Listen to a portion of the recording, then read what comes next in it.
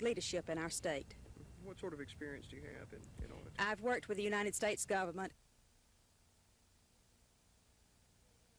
Our children are lacking, our elderly feel neglected, our farmers are hurting, our steel mills and coal mines are closing, and our factory workers are unemployed because of too many foreign imports.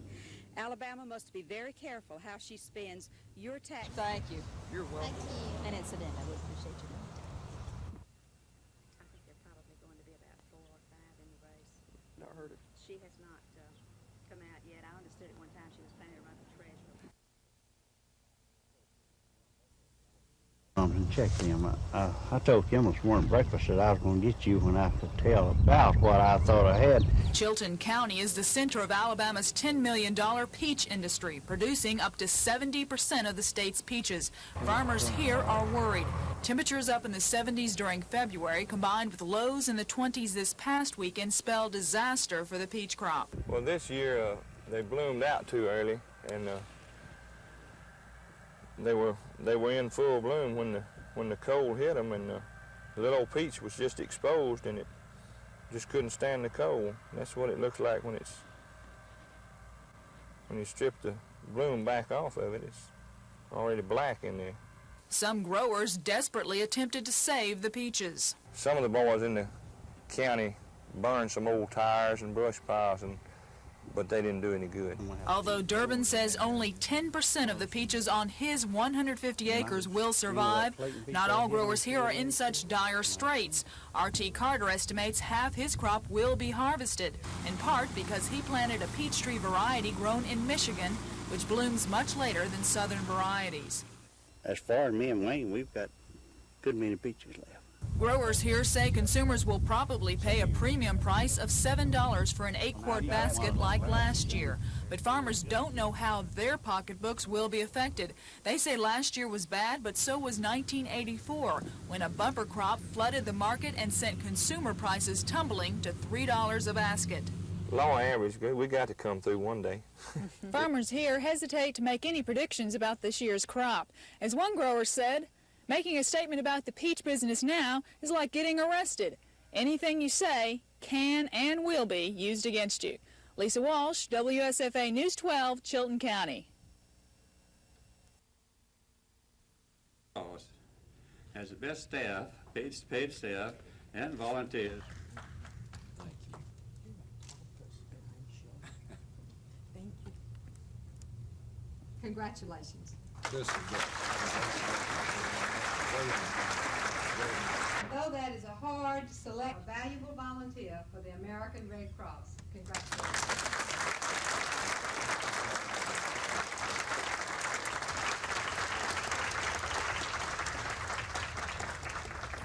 Feels like getting an Oscar. Yeah, that's right, that's Buck.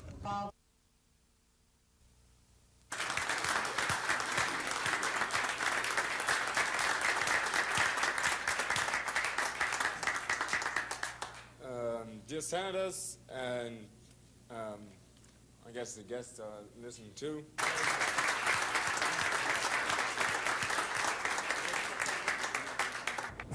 The gold medal, first of all, would be a satisfaction for me for all what I have done for more than 14 years of my life, and for the United States.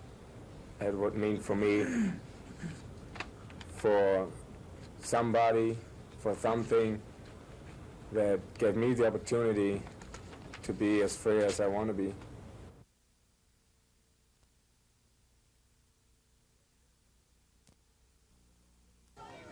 The first game of this afternoon's Twin Bill went into extra innings, with the score tied at 2 runs apiece. In the top of the 10th inning, Huntington's Aaron Underwood stole second base and then proceeded to score the winning run on this Mike Nelson base hit to center field. The Hawks added 2 more insurance runs to take that first game by a final score of 5-2. But Faulkner came out swinging in the second game. Here in the bottom of the 3rd inning with 1 out, Joel Best came up with his run-scoring triple to the right center field fence. That brought Darryl Mobley home. Teammate Bobby Calhoun followed that with his RBI single to right, scoring Best. And it was 2-0 Faulkner. Chuck Roberts, Faulkner's next man up, played at Calhoun with his double. And it was 3-0 Faulkner after 3 complete innings of play. Reporting from Harrison Field on the campus of Faulkner University, Mark Thornhill, WSFA Sports 12.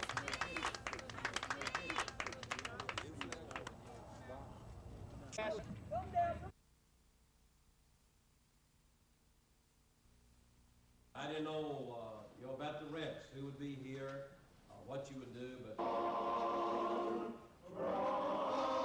It's our home. And the music we're going to sing from here on. Hallelujah, amen, amen, hallelujah to thee. Little, little.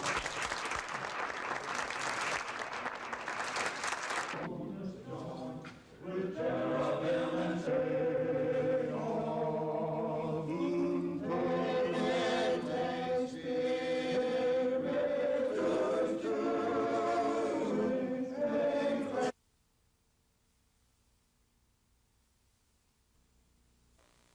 it's inconceivable to me that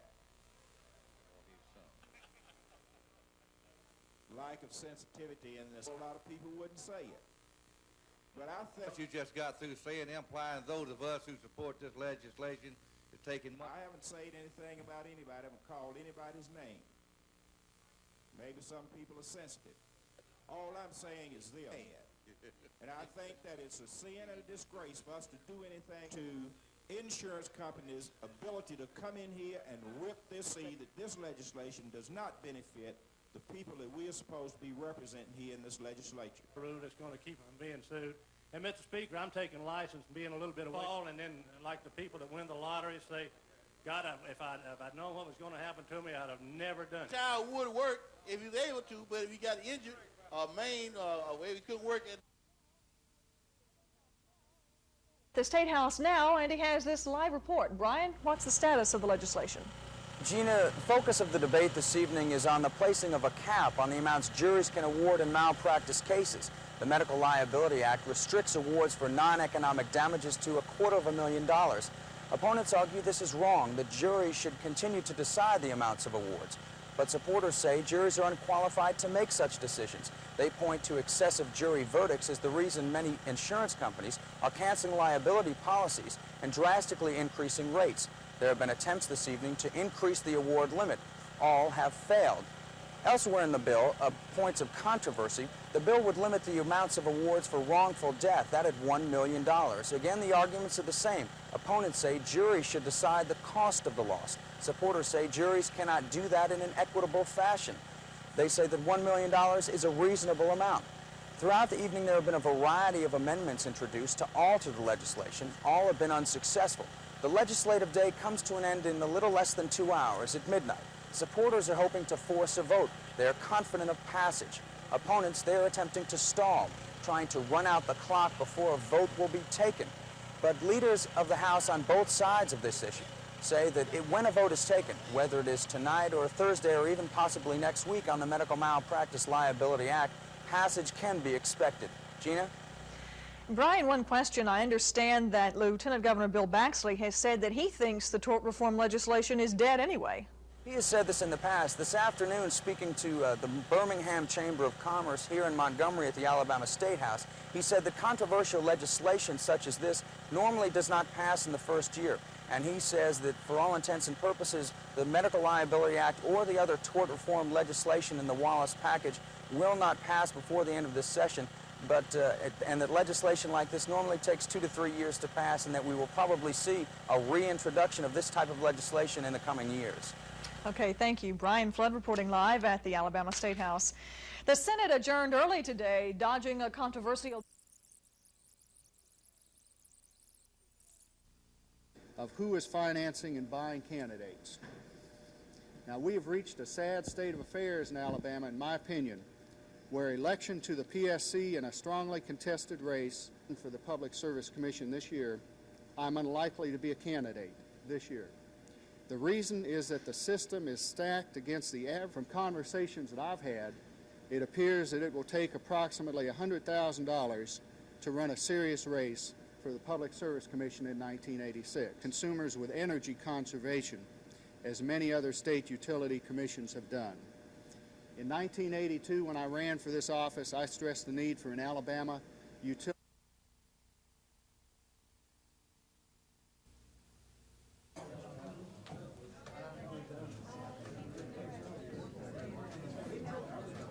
What we're trying to do with a medical malpractice suit is take back some of those things that we've given the legal profession control over. So this matter of what you put first. Years that the rates have gone up 400%, and they have a cap of $100,000 on medical malpractice. Restrictions on punitive law.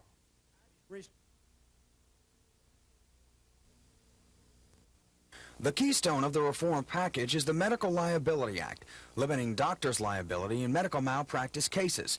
Jury awards are capped at $250,000 for non-economic damages, such as pain and suffering, and $1 million for wrongful death. The remaining 5 bills apply to non-medical liability cases. 3 of the measures concern venue, restricting where a civil suit can be tried.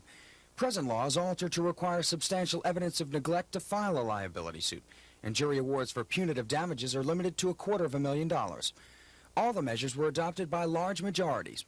Representative Jimmy Clark, sponsor of the bills, views this as a sign of grassroots support. And that there are a lot of people being deprived of insurance by excessive cost or not being available. If I was the lieutenant governor, I would be pushing to get these bills acted on and out to respond to tremendous grassroots appeal that something be done. Lieutenant Governor Bill Baxley discounts Clark's warning, saying funding state government is the legislature's top priority, and he dismisses reports the liability fight is designed to block passage of the state budgets, forcing him to kill the reform measures, thus damaging his campaign for governor. And I can't believe that anybody would be so irresponsible to try to derail the budgets just because they want to try to think they can hurt my campaign. Baxley stresses he will not use the power of his position to influence Senate action.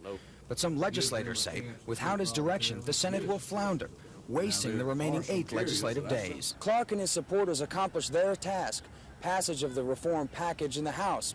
The bills now move on to the Senate for consideration. Lieutenant Governor Bill Baxley said last night he sees no way for the legislation to gain passage during this legislative session. That statement, his commitment to passing the state budgets, and his strong political ties to the opposition trial lawyers places Baxley in the unenviable political position of having to use his influence to get the state Senate off dead center. Brian Flood, WSFA News 12 at the Alabama State House.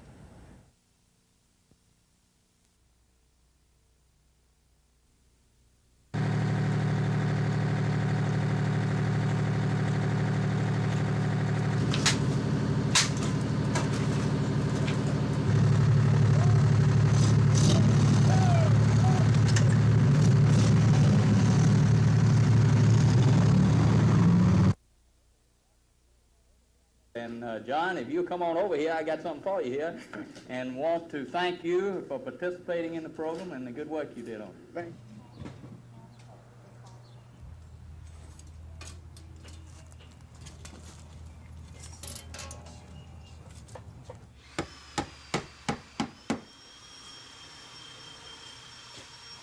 I don't want to be on you, never.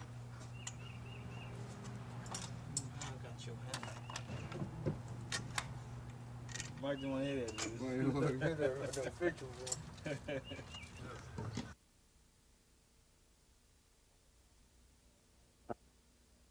One of the problems in the past has been management of this particular program, and we're confident that the agency that's presently administering the program will do a good job, and we look forward to that. And with that in mind, we look forward to a second allocation from the state for this particular program.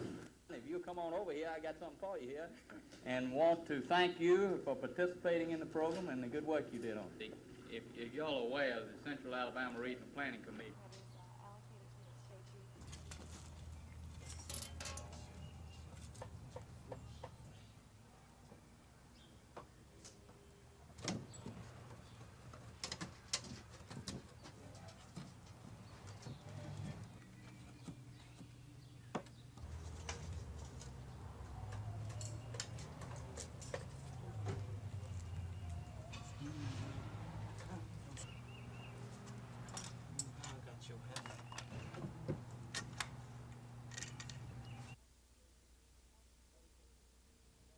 talk to people in both areas. I think that I will be able to take what people tell me. If something to do is the state of Alabama. I don't think the state of Alabama ought to be averaged. I wasn't raised to be average. The place that I know to start looking toward the future and improve things and make us better than average, which is what our people deserve, is going to be in the educational area. This opportunity to announce my candidacy for the House of Representatives of District 76. District 76 basically is the south half of Elmore County and portions of North Montgomery County. Aye. Aye. Aye.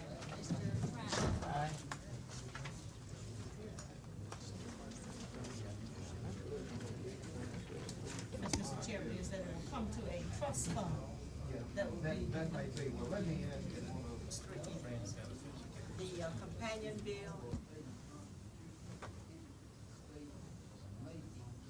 I think the difference, Mr. Chairman, is that. The 43-year-old Eufaula resident is charged with operating a $100 million cocaine business. Federal authorities say he used his Eufaula home and another home in Homestead, Florida, in that illegal drug business. U.S. Attorney John Bell announced other allegations in the indictments. Among the acts that are alleged to have been committed by Martirana are the following. During November of 1980, Martirana conspired to possess and did possess with intent to distribute approximately 440 pounds of cocaine. Between January of 1983 and February of 86, on approximately 40 different occasions, Martirana conspired to possess and did possess cocaine in Homestead, Florida, and in Eufaula. Authorities said they are also taking legal action to seize drug-related assets valued at $460,000, including homes in Eufaula and Homestead, Florida. This is Norman Lumpkin, WSFA News 12 at the Federal Courthouse, Montgomery.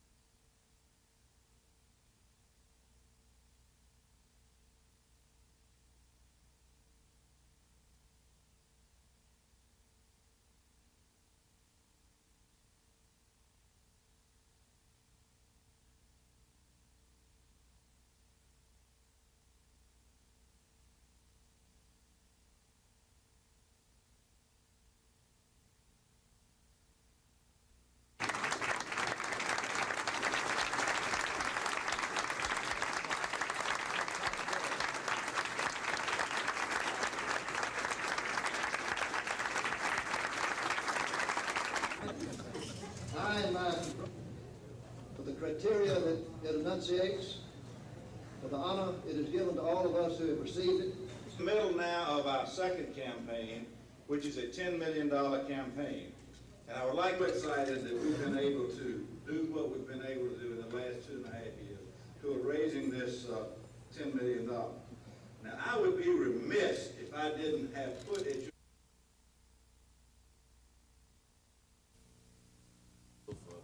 Anybody in Alabama to charge more than that 10.5%. Fees to make the changes, make them go into effect 30 or 60 or whatever. And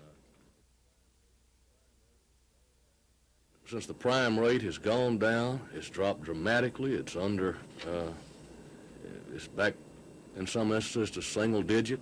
The interest that being charged on these credit cards to hundreds of thousands of Alabamians has not dropped a bit. And I think it's gotten to the point where it's unconscionable.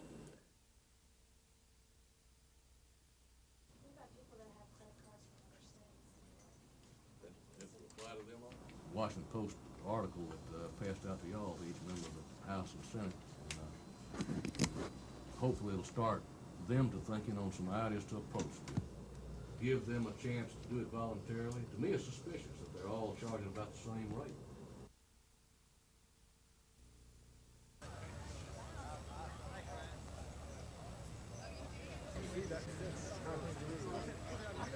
Why don't you get a shot like that? Okay.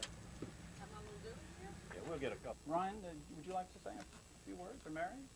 Of course, we hope to increase that. Consumers will be helped by this new service because they'll be able to gain access to their funds from any automated teller machine in the state, essentially, at any time of the day or night. I told him we never tell anybody.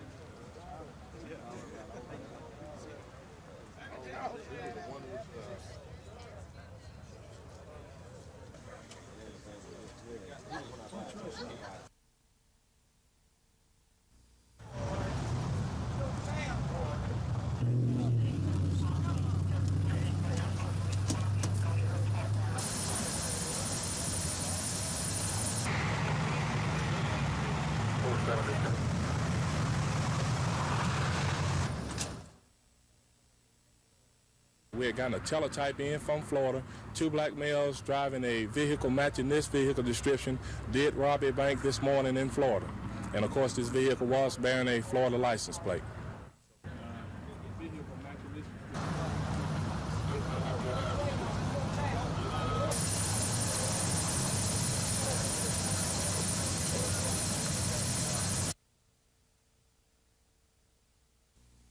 Agency of this state on environmental problems, help to educate. There's sort of a hodgepodge of theories on how you handle those situations. Hopefully we can resolve some of that by this document. Won't solve the problems, but it will at least outline the alternatives available to a community. People of Alabama move into the 90s and hopefully another news conference, maybe the best document that's ever been done. Beyond anyone's control, it has Hazardous waste cleanup and then the disposal of that hazardous waste. They're working on it all the time. It's not perfect. It's under our supervision. If programs in agriculture and construction, they do or don't do, it's different in each locality. We have a spill in Birmingham or Montgomery or some.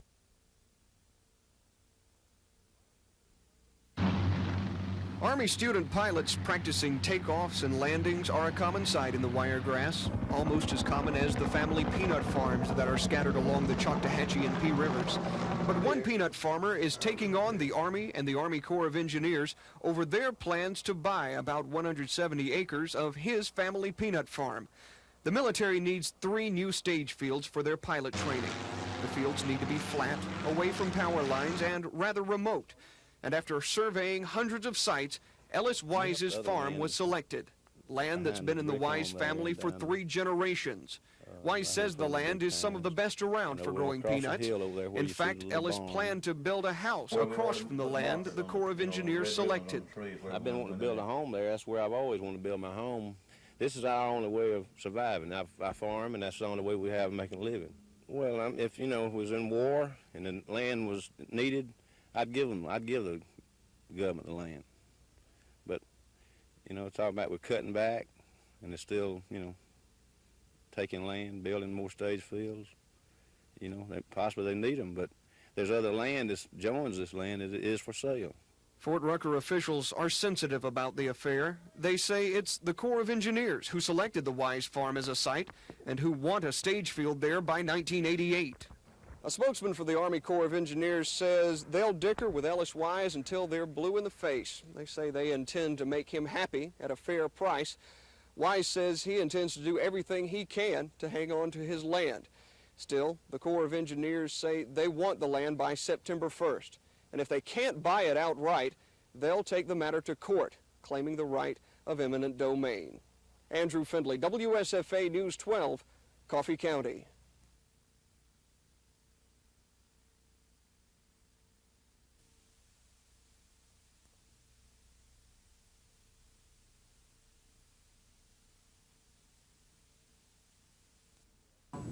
Smoking. Number one health problem in the country because it is responsible for between 350,000 and 500,000 premature preventable deaths a year. And anything that takes that many of our citizens and deprives that aggregate number of people of potential years of life has to be our number one public health problem just by sheer weight of the numbers alone.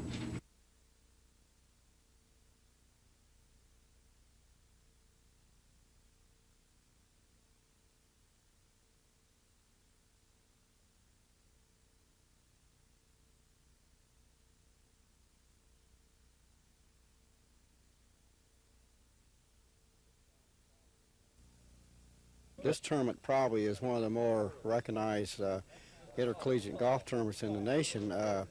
When you realize that we have Big Ten schools and Southeastern Conference schools and some of the larger golf schools have been participating in this particular tournament for 7 years. This is our 7th year, and each year it's getting bigger and better. And we feel like that the golf course and the citizens of Montgomery have done a marvelous job. The people at this particular club, Ocala, they've done a marvelous job, and I think people just like to come back because of the hospitality.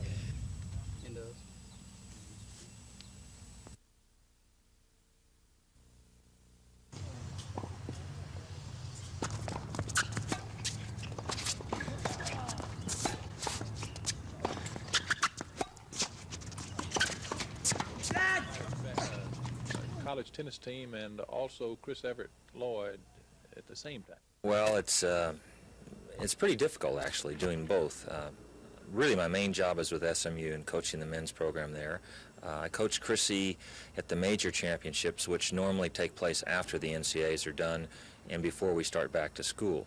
But this year I've been with her the last 3 weeks, in fact, and it's been a little bit difficult on my family because they don't see much of me. But it works out pretty well in the sense that I have the time, and the school enables me to do it in the spring and summer as long as it doesn't interfere with SMU.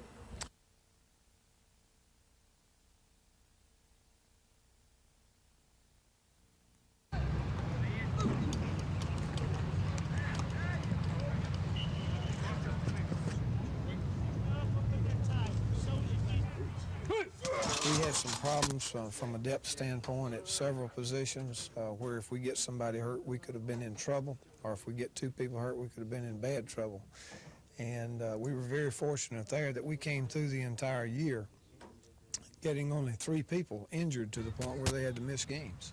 And that's really phenomenal when you talk about going through a season fairly injury-free. So it's not just a matter of filling those holes of those 6 people and the other seniors that we lost that made good contributions to our program last year. It's a matter of working and trying to get a better depth with our football team than we had last year.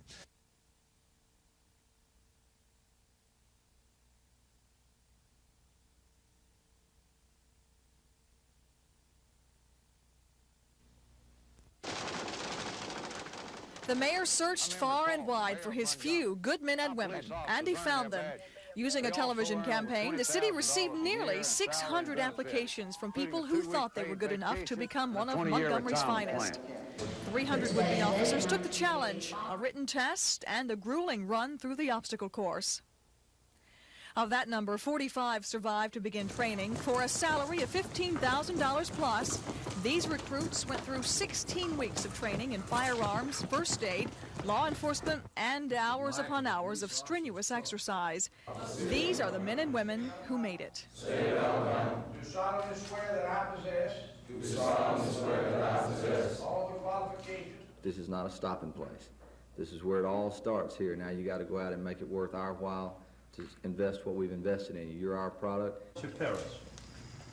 And we're coming after it. Well, officer, now that it's over, how does it feel? It feels great. It's been a long and rough and hard journey making it through the academy. What was the hardest part about it? Well, the hardest thing about me was adjusting, doing all the exercise that I normally wouldn't do that much exercise, but the first couple of weeks, they really put it on you. Carl, were you concerned about making it through? Well, I've had prior experience. I've been in the military police, and as far as the academy was concerned, it was a real tough one, but I sort of had to take a positive attitude and make my mind up that, yes, I was going to make it through, so I tried to cancel any doubts about that.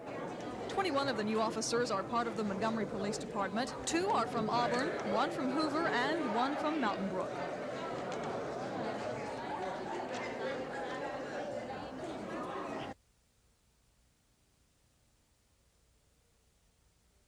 The federal and black males in the state serve as a statement unto ourselves. We feel that we already saw that. We're particularly concerned that the state of Alabama has not played a major leadership role in the home health care field. As you know, the cost of a hospital stay today is about $600. In home health care today, a person can be treated in their home for $70 a visit by a home health care nurse. This is a new industry that we feel that the state of Alabama ought to be providing some very basic leadership to of the year. We feel that as leaders, but I can assure you that these are the things that are actually happening in some tech, not only the qualities of environment, very revolutionary institutes and Alabama A&M and universities are very vital to the sorts of things that we're doing. Why? And the conference thing is the annual meeting to discuss the quarterly meetings that you have. Quarterly meeting.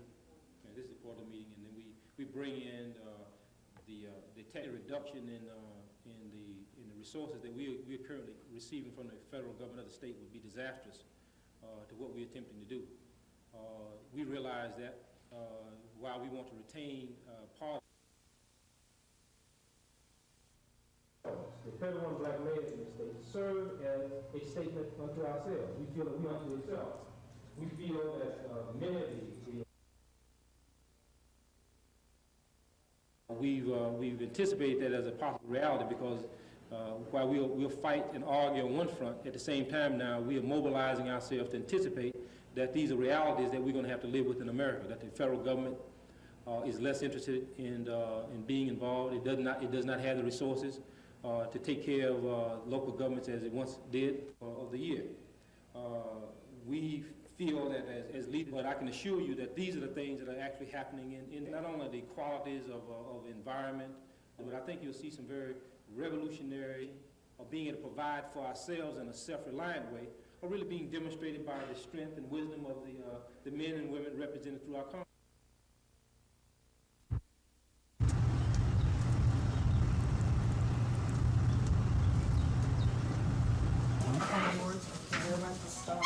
Do you want to start on this?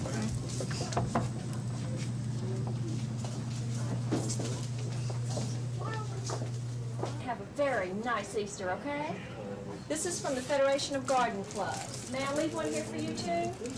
This is an aloe plant. Happy Easter.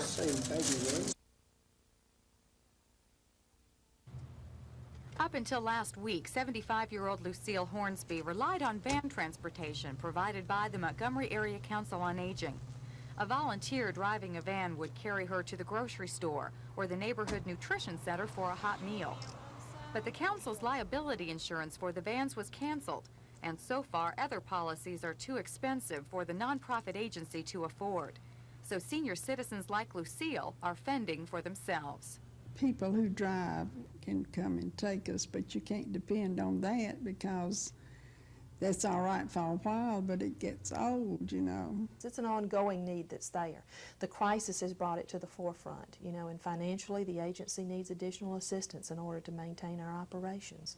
Uninsured vans sitting idle are only part of the problem.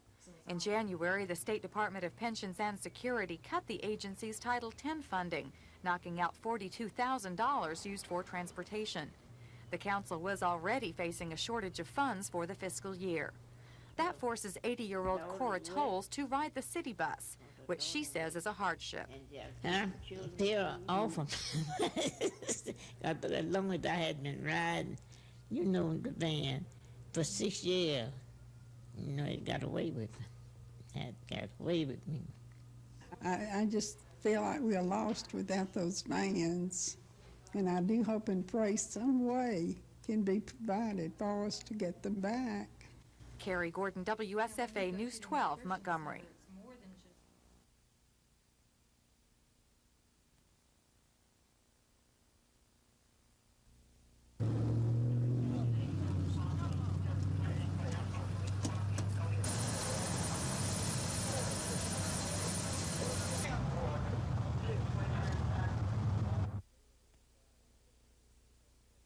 They will be tried in court here for charges here first. When we're finished with them, of course, Florida would be the next agency to get them, and that could take a pretty long time to get to.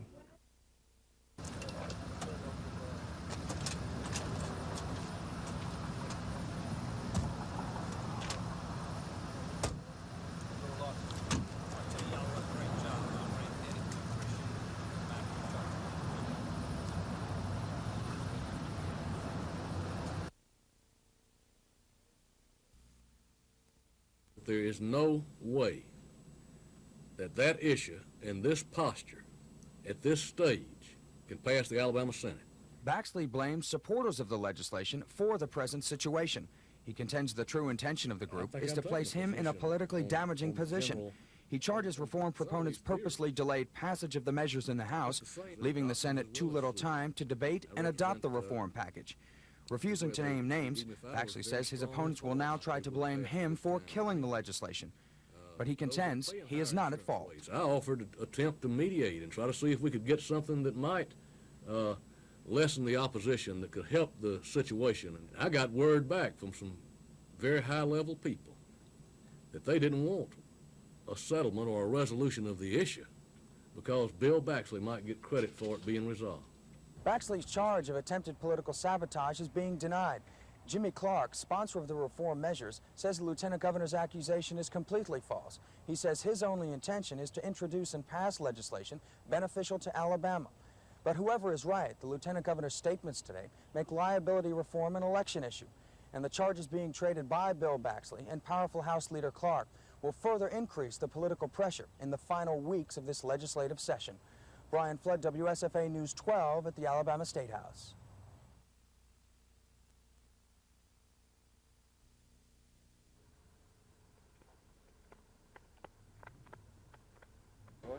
Got it. Okay? Thank you. Trail you eat when you can. People are not going to come into an environment where they cannot earn a profit. And right now, the only people that benefit from our tort system are the lawyers. You take any verdict, about 65% of it goes to the attorneys, less than 35% goes to the injured plaintiff. And we've got a legal lottery system as opposed to a rational, humane system of justice. Exactly the trouble, because I was in Gadsden last Friday. How you doing? Fine. I'm doing Yes, sir. How you doing? Good to see you. Good to see you. How you doing? I'm down here because the best way I know to get a vote is come ask for it. That brochure might not be the best print, but look it over, okay? Okay. Thank you. Thank you.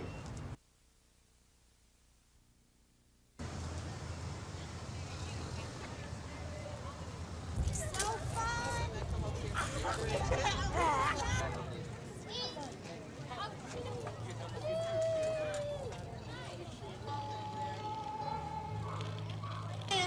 Look at that! I see you. Good, there's my friend.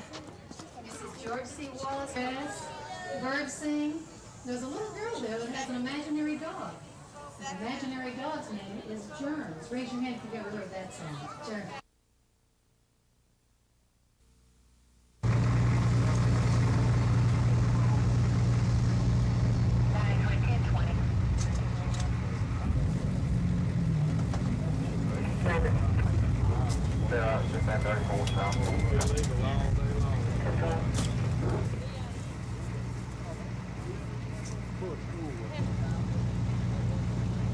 Larry, state scales are en route.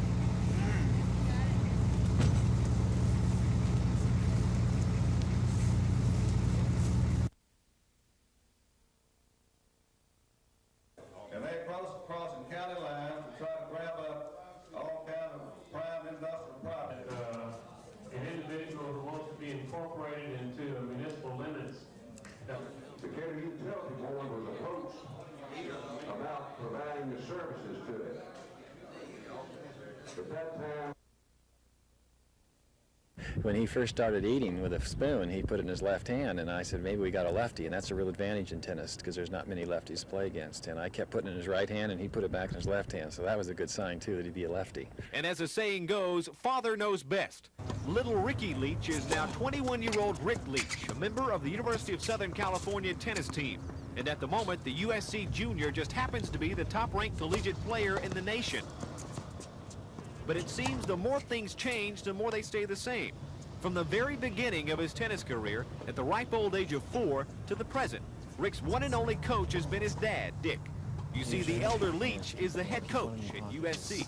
He taught me how to play from the beginning, and we really haven't had any problems with that except, you know, with a few guys might think that he's playing favorites with me or something, so I might have to prove myself a little bit more than the other guys. Sometimes the parents and the kids don't get along too well, and but not with Ricky. If anything, I've probably been a little harder on him than I should be. But. And for Rick Leach, top-ranked collegian, there are, of course, prospects of being Rick Leach, top-ranked professional. In fact, in a recent tournament in Chicago, he gave top pro Andres Gomez a real run for his money before losing the match 6-4, 7-6. It just, you know, it tells me that I need to work a little bit harder, and I think if I play a few more matches, I'll be able to get some of those guys. The first thing he told me when he got off the plane last night is I could have beaten him. So he's going to be okay in the pros, I think. And after all, who would know better than his father? You okay? Reporting from Lagoon Park, Mark Thornhill, WSFA Sports 12.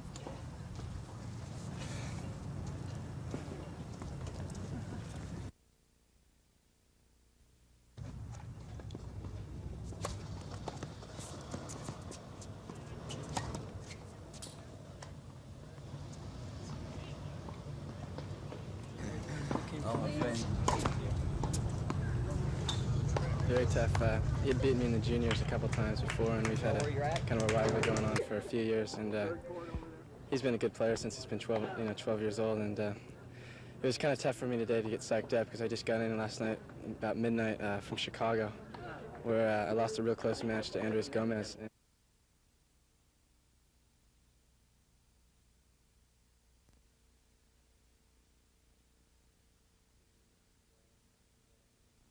Predict that if we do not meet promptly and sufficiently the need to help others fight for their freedoms down there, which include not only the Contras but those other countries now being threatened, that we will be expending much more of our own treasure, many of our own lives later in a fight for our own immediate security. And it will also have the effect of inhibiting the Sandinistas from spreading their aggressive Marxism in El Salvador and other Central American countries. They're going to be busy at home.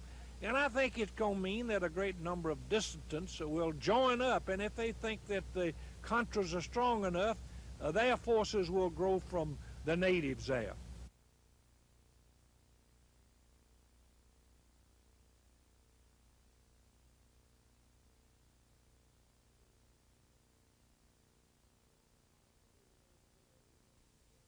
From Huntsville to Mobile, from Auburn to Butler, and all points between, the New South has already risen.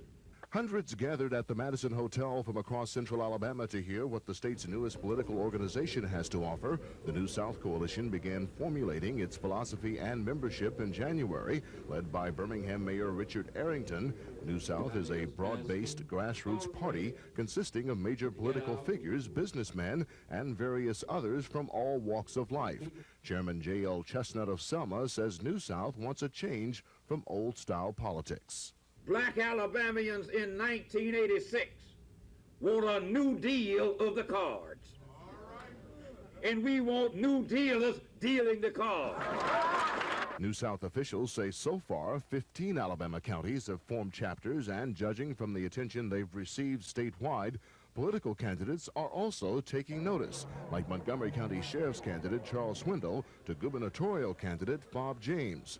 In May, the organization will hold a statewide convention in Mobile to officially make their endorsements. Chet Johnson, WSFA News 12, Montgomery.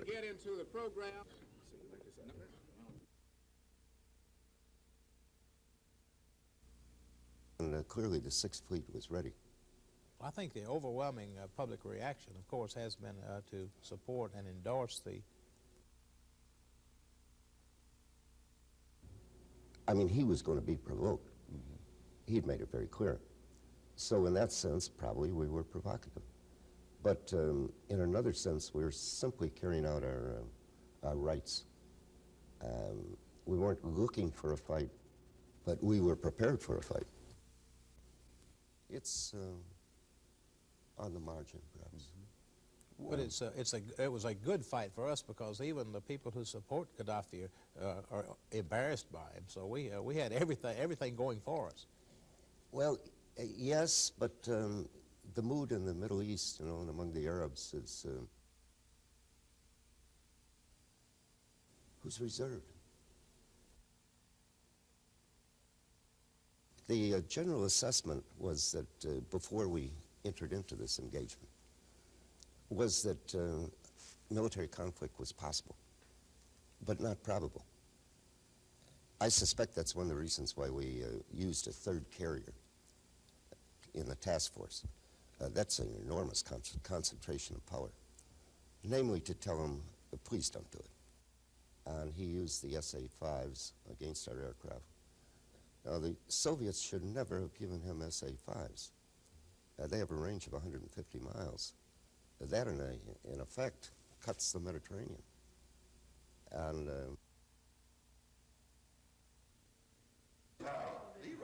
Decatur is in a land grab, down there, and they proceed. And to make it legal, you have to have it. And I would like, and I want to request that other members of the House, other than the ones that are affected by this, Is there a statewide law now that says that an individual who wants to be in don't want to move, Mr. Speaker, to bring the bill up, to suspend the rules and bring up House Bill 703, and I hope it won't take long, and we won't tie this house up very long.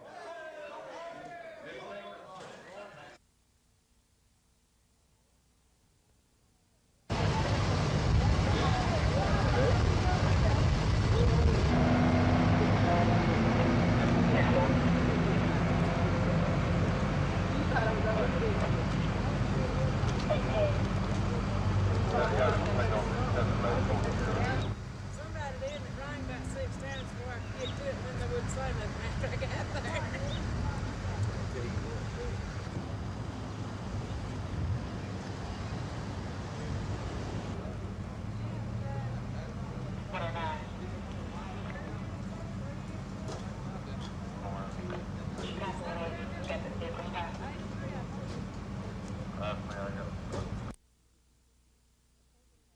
Weekend this year.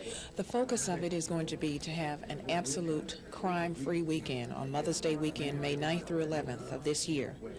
Our activities between now and then will be publicity activities, sensitizing activities, including workshops in the housing projects, and covering Montgomery with as many leaflets as we possibly can to get the community thinking consciously about not committing crime.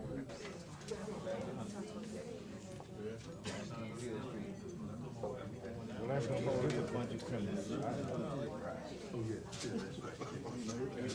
No doubt about it. We ever get it built. Oh, I was y'all send them a copy of the pleading, the original contract.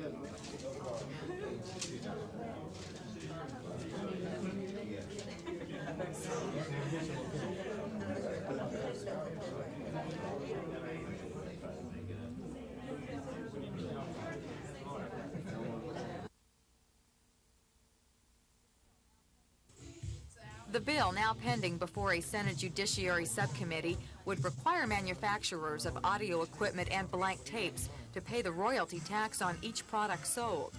Members of a coalition formed to fight the legislation say the tax could double or even triple the cost of recorders and tapes.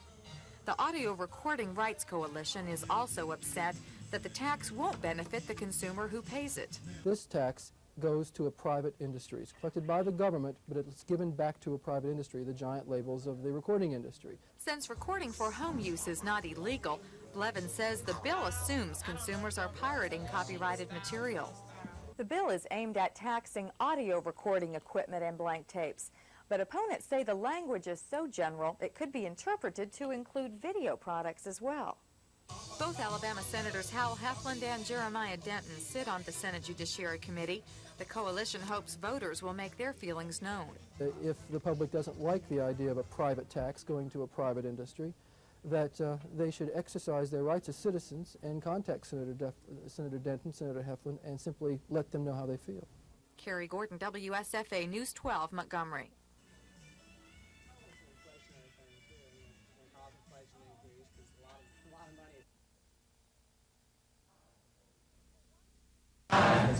For once, since the panel of school administrators and teachers met to draft the evaluation plan, they agreed on what promises to be, as one educator said, a better way to better pay teachers in Alabama.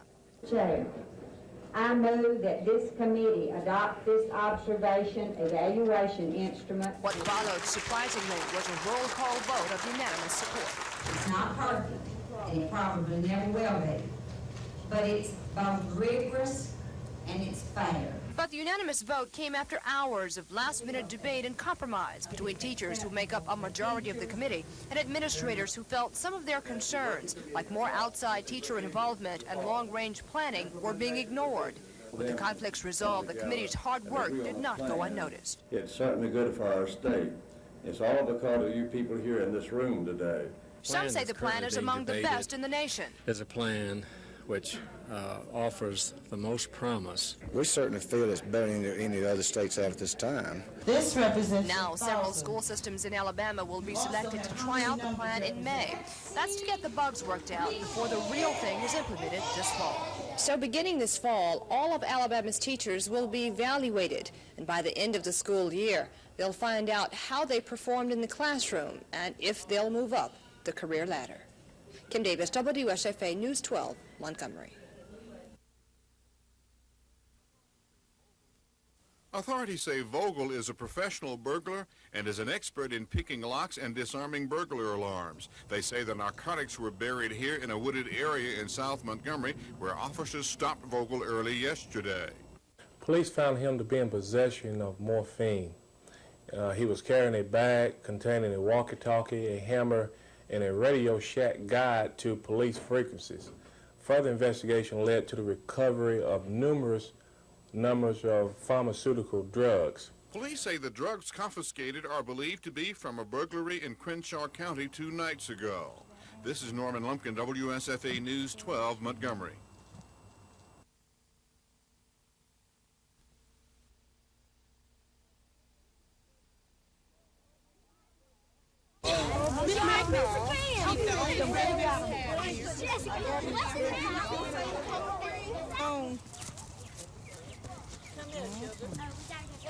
Yeah, I'm getting them from Miss Beth. Miss Beth?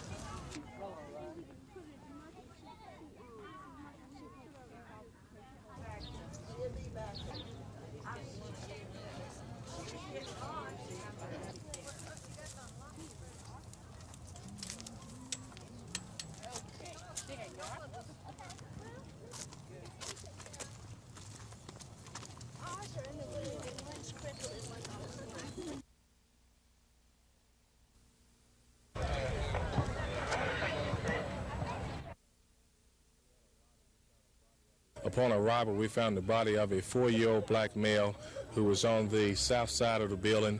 The medics pronounced him dead on arrival. He was last seen sometime this afternoon between 2:30 and 3 o'clock. The cause of death at this particular time is still an investigation.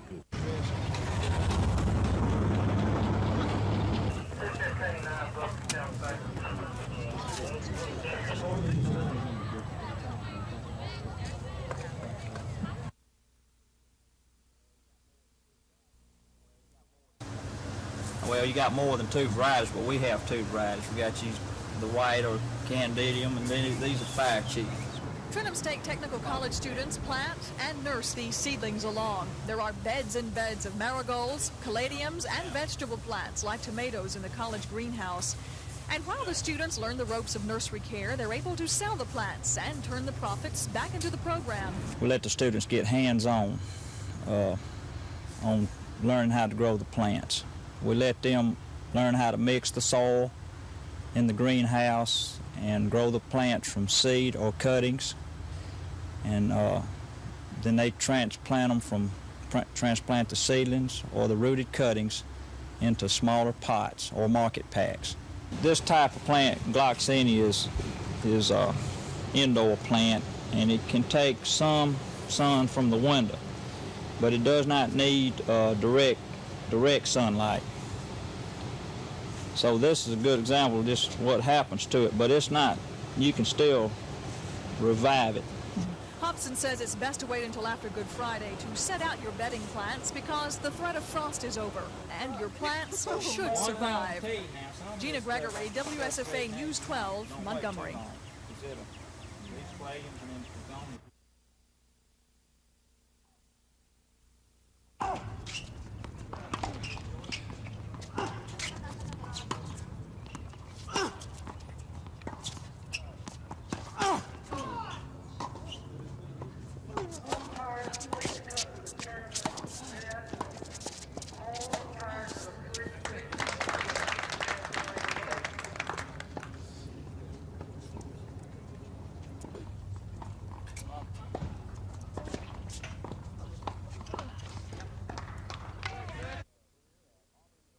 Career at Auburn University has come to a premature end. Late this morning, Bo was declared ineligible for the remainder of this, his final college baseball season. Bo violated Southeastern Conference rules by accepting transportation from the Tampa Bay Buccaneers of the National Football League. Phil Snow is in Auburn at the moment with this live report. Phil, what more can you tell us about the situation?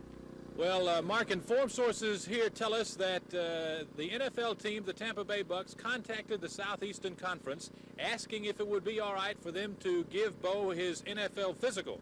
Now, this is a physical that not only Tampa Bay uses, but the entire league uses preparatory to the NFL draft, which comes up the 29th of April. The SEC told them it would be all right, but they warned them there could be no negotiations for football or even baseball, for that matter, during the trip.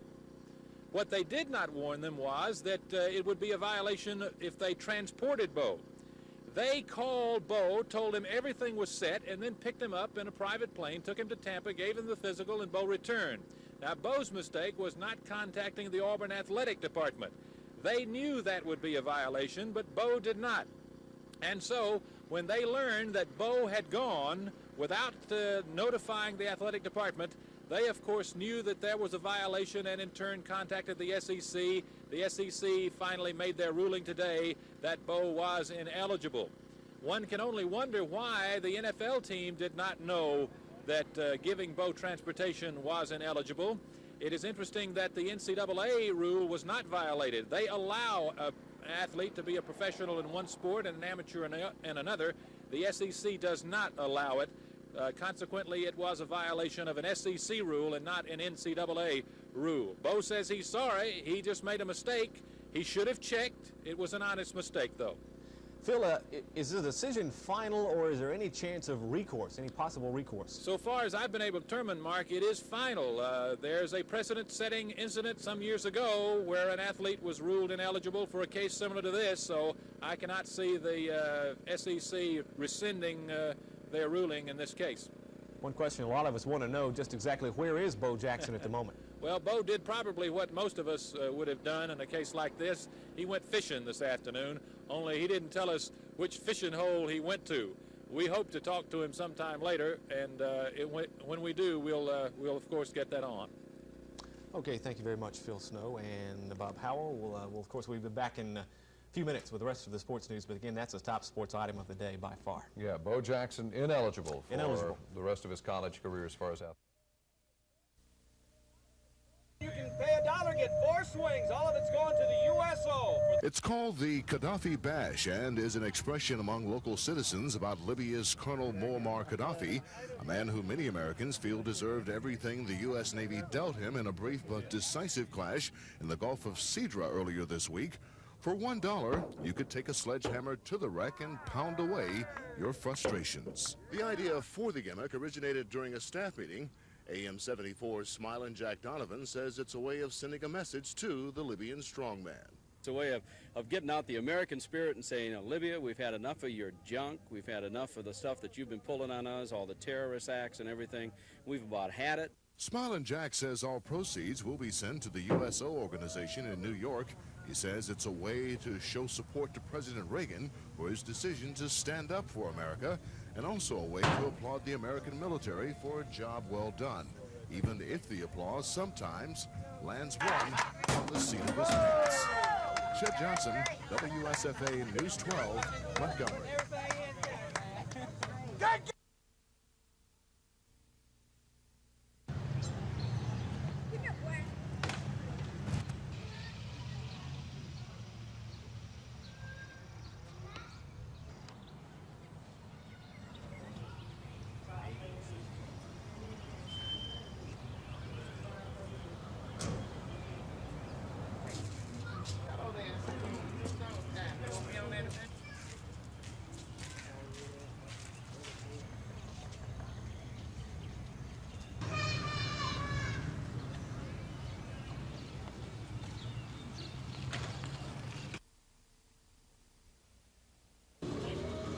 Certainly we have found over the last decade or two that almost all of the important kinds of skin cancer, the most common and the most dangerous kinds of skin cancer, are definitely related to total amount of exposure to ultraviolet light. which is, of course, sunlight. Dr. Norman Walton is a dermatologist in Montgomery, and he says more and more cases of skin cancer are being reported across Alabama. In fact, statistics show it to be one of the highest-rated states in the nation for its number of skin cancer cases. People who sunbathe are exposing themselves to an ultraviolet radiation source, which accumulates over the years. And the more of this ultraviolet radiation to which you've been exposed, the more likely you are to have skin cancer. Walton says persons who are not normally exposed to sunlight should especially take caution. He advises taking it easy at first to not try to get a tan in one day. Teenagers should also take caution. Walton says young adults can survive sunburns over a period of years before seeing the damaging results. The biggest shields are sunscreen lotions, not suntan lotions.